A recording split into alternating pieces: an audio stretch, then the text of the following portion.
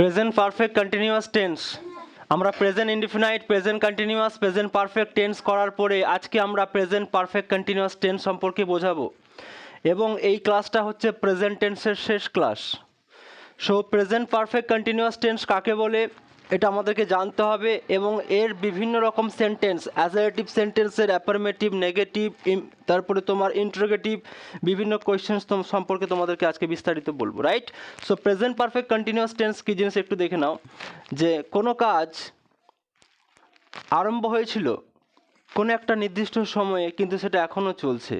কোনো কাজ পূর্বে আরম্ভ হয়েছিল কিন্তু এখনও সেই কাজটা কন্টিনিউ, সেটা চলছে, তাকে আমরা প্রেজেন্ট পারফেক্ট কন্টিনিউয়াস টেন্স বলবো। তাহলে কি লিখব?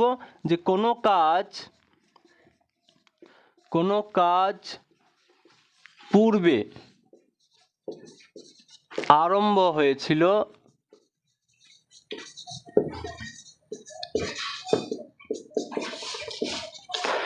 সেটি এখনো চলছে,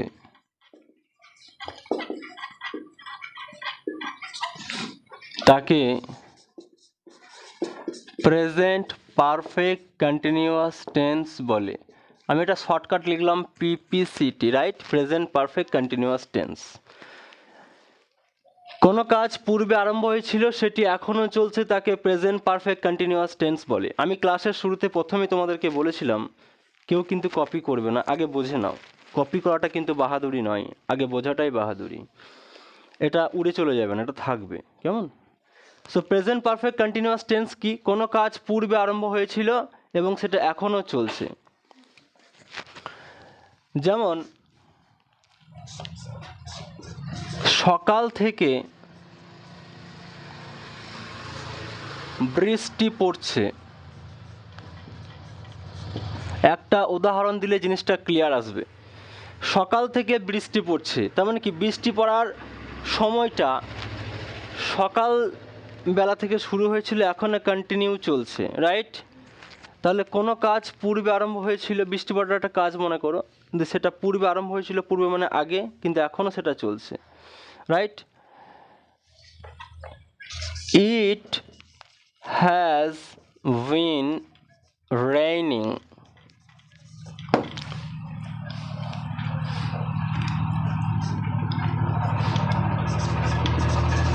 সিন্স মর্নিং।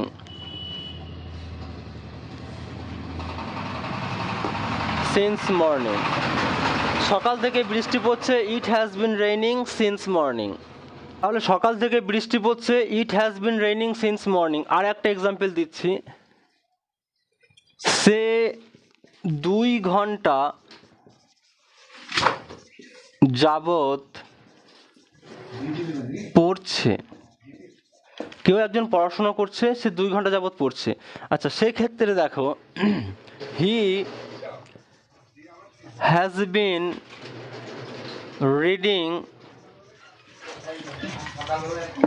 For 2 hours. আচ্ছা দেখো, সে 2 ঘন্টা যাবত পড়ছে, হি has been reading for 2 hours. তোমাদেরকে আমি বললাম আমি যখন বলবো তখন লিখবা, কেউ লিখতে যাবে না দয়া করে, বুঝতে পারবে না তখন। আচ্ছা, সে 2 ঘন্টা যাবত পড়ছে, হি has been reading for 2 hours. দেখো এই সমস্ত যে বাক্যগুলো দেখতে পাচ্ছ এগুলো সবই কি বাক্য, মানে কি সেন্টেন্স? Assertive sentence. তাহলে অ্যাসার্টিভ সেন্টেন্সের গঠন কি প্রেজেন্ট পারফেক্ট কন্টিনিউয়াস টেন্সের? দেখো আমি এখানে লিখে দিচ্ছি, অ্যাসার্টিভ সেন্টেন্সের গঠন মানে হ্যাঁবাচক, হ্যাঁবাচকের গঠন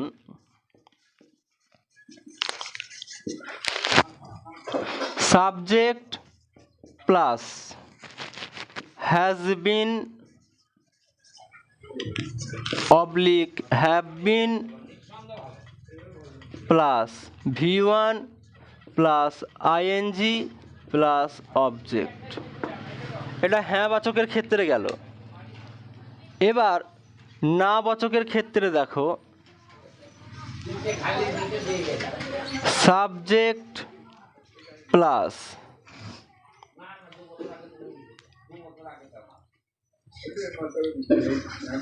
has not oblique have not plus been plus V1 plus ING plus object. এটা হ্যাঁ বাচক না বাচক গেল। এবার যদি আমি প্রশ্নবোধক করি,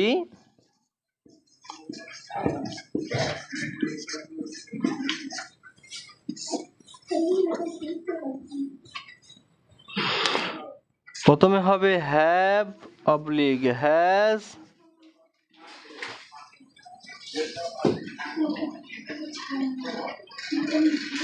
plus subject plus been plus V1 plus ING plus object plus জিজ্ঞাসা চিহ্ন। দেখো আবার পরে টুকবা, আগে দেখে নাও, এইদিকে তাকাও। তাহলে হ্যাঁ বাচক আর না বাচক আর প্রশ্নবোধক আমি তিনটে ফরম্যাট লিখলাম, তিনটা রুলস আমি লিখলাম। মন দিয়ে শুনবে, কিন্তু আমি এখনই কাউকে না কাউকে জিজ্ঞাসা করব। যদি বলতে না পারো তাহলে জানবো যে মানে তুমি শুনছো না ঠিক মতো, আর লেখা কিন্তু বন্ধ করো, কেমন? আচ্ছা, তাহলে হ্যাঁ বাচক, তাহলে সে 2 ঘন্টা যাবৎ পড়ছে। এর ইংরেজিটা প্রথমে সাবজেক্ট কে আছে? সে ইংরেজি কি? হি, তারপরে হ্যাজ, তারপরে বিন, হি হ্যাজ বিন বসিয়েছি। তারপর দেখো V1 read ING reading, he has been reading from মানে থেকে কথাটা ব্যবহার করতে হবে। অবজেক্ট কি আছে? 2 আওয়ার্স 2 ঘন্টা থেকে। তারপর দেখো না বাচক কি হবে? সে 2 ঘন্টা যাবৎ পড়ছে। না বাচক কি হবে মা? তাহলে তোমরা নিজে নিজে বলো, রুলসটাকে দেখে দেখে কেমন করে করতে পারি। তাহলে কি হবে? He has not been reading from 2 hours, right? He has not been reading from 2 hours. বুঝতে পারছো? আচ্ছা, এক্ষেত্রে প্রশ্নবোধকটা কি হবে? এইটা যদি প্রশ্ন করি সে 2 ঘন্টা যাবৎ পড়ছে, প্রশ্নবাচক কি হবে? সে কি 2 ঘন্টা যাবৎ পড়ছে, তাহলে কি হবে এখানে? Has he bin reading from 2 hours, right? হয়েছে? হ্যাঁ, কোশ্চেন মার্ক, রাইট? তাহলে এটা গেল প্রশ্নবোধক। প্রশ্নবোধক ছাড়াও আর একটা কি হয় বাবা, মনে আছে? Interrogative plus negative. সেক্ষেত্রে কি হবে দেখে নাও। ইন্টারোগেটিভ প্রশ্নবোধক, আগে এদিকে দেখো, প্রশ্নবোধক প্লাস নেগেটিভ যেটা না বাচক আর কি। এক্ষেত্রে কেমন হবে? প্রথমে হবে have oblique has plus subject plus not plus been plus V1 plus ING plus object plus জিজ্ঞাসা চিহ্ন। তাহলে সে 2 ঘন্টা যাবৎ পড়ছে, অ্যাকচুয়ালি এটাকে আমি যদি প্রশ্নও করি এবং নেগেটিভও রাখি সেক্ষেত্রে কেমন হবে? সে কি 2 ঘন্টা যাবৎ পড়ছে না? সেক্ষেত্রে আমি কেমন করে এটা করতে পারি বলো তো দেখি সবাই। Has he not been reading from 2 hours, right? তাহলে has he not been reading from 2 hours, right? তাহলে আমরা হ্যাঁ বাচক না বাচক প্রশ্নবোধক এবং প্রশ্নবোধক নেগেটিভ যেটা প্রশ্নবোধক বা প্রশ্নবাচক না বাচক যেটা করেছি আমরা 1 2 3 4 এই 4টে রুলস আমি তোমাদের সামনে উপস্থাপন করেছি। তাহলে প্রেজেন্ট পারফেক্ট টেন্স হচ্ছে আমাদের এইভাবেই তোমাদেরকে করতে হবে। নির্দিষ্ট টাইম থাকলে কি হবে? ফ্রম, বা টাইমটা অ্যাকচুয়ালি কোনো মেনশন করবে না, কোনো একটা সময় ধরে চলবে, টাইমটা উল্লেখ থাকবে না যে কতক্ষণ বা কি সময় থেকে।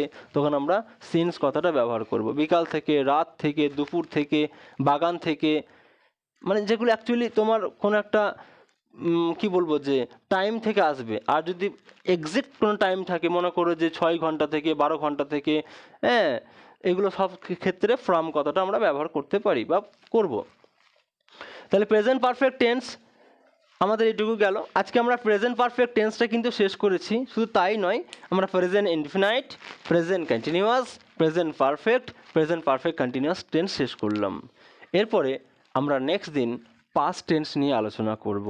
আমরা বলেছিলাম টেন্সের তিনটা ভাগে চারটে করে পার্ট আছে, তো আমরা প্রেজেন্ট টেন্সে চারটে পার্ট অলরেডি শেষ করে ফেলেছি।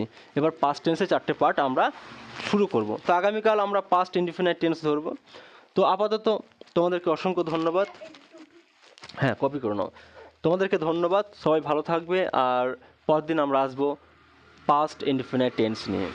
So thank you very much.